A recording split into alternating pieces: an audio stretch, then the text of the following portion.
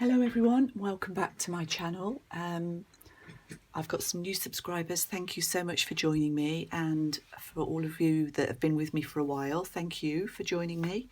I'm still on my Lunar Rosu kick at the moment, so I've got another eclectic traveller's notebook journal here, approximately 4¼ by 8¼ It's got 17 folios in it, so that is around 68 pages, counting the fronts and backs. I've got some crinkled seam binding that I got from Splattered on Etsy, and I've used Tim Holt's book plate here, turned it round like Beth Wallen does, because I wanted to put this little flower image in there, which is a cut off from this 49er market paper.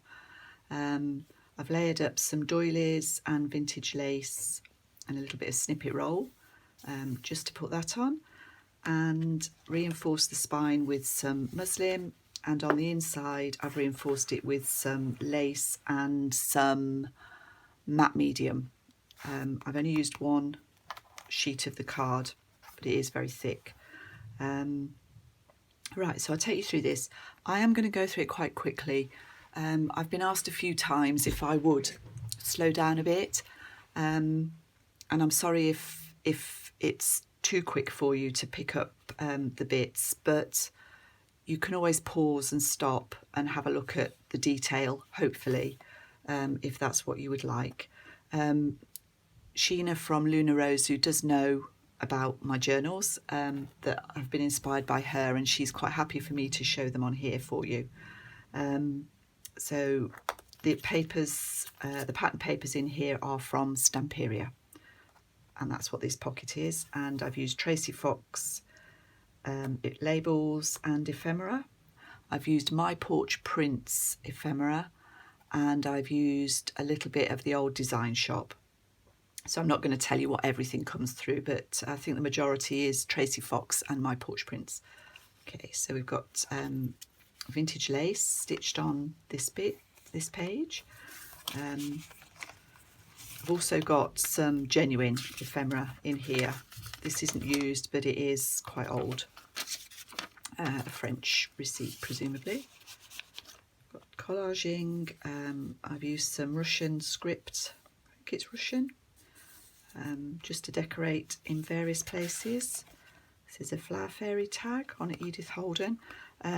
The tags and cards are mounted either onto cardstock or tea-dyed paper. This one I've turned into a postcard, and this is a genuine old stamp. I'd forgotten I'd done that. This is from 1851-ish. Refers to 1851. This is genuine. I've just got sort of scraps of this, so I'm using it as and when. Got a little tiny tag here that's tucked into there, and this folds back, and this is a scanned and printed receipt. That's the old Design Shop. I printed it onto lightweight paper and just aged it a little bit. This is also reproduction. This is a genuine ledger from the 1800s. This note paper, this is quite old as well. This is scanned and printed. I've got this pocket here with Tim Holt's film strip in, pretty green paper. This is the whale tail tag punch that a lovely lady Kathleen gifted me, and I've done some little dangles of that. Got Edith Holden there, fabric snippet. I need to put something on there. I've obviously forgotten that. I'll put one of those little fabric charms on there. So that's a reproduction alterations tag. This is a genuine 1960s insurance document that I've used. A couple of bits of ephemera in there. Those aren't backed, so I wanted to keep some of the bulk down. And this is a letter from 1949, a solicitor's finance secretary's letter about a bequest. And just because that pocket, I think these would stay in, but just because that pocket was quite shallow, just put a paper clip on there and a little tab at the bottom. This is a snippet tag. This is a letter from 1964. This is post office savings book page from 1959. Just fix that so that it flips out, so you could write on that if you wanted to. This is my centre with this beautiful Stamperia paper. I absolutely love that. I've got another pocket here with a tag.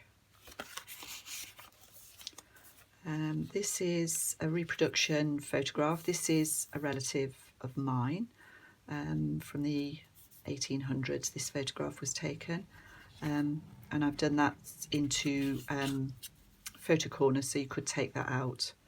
I have tried to age it a little bit, but I'm not sure how successful that's been. This is another Flower Fairy tag. This is the other side of that insurance document, and I've just done a very slim tag that slides in there. The vellum on the top I've left so that it's over the top. Another collage.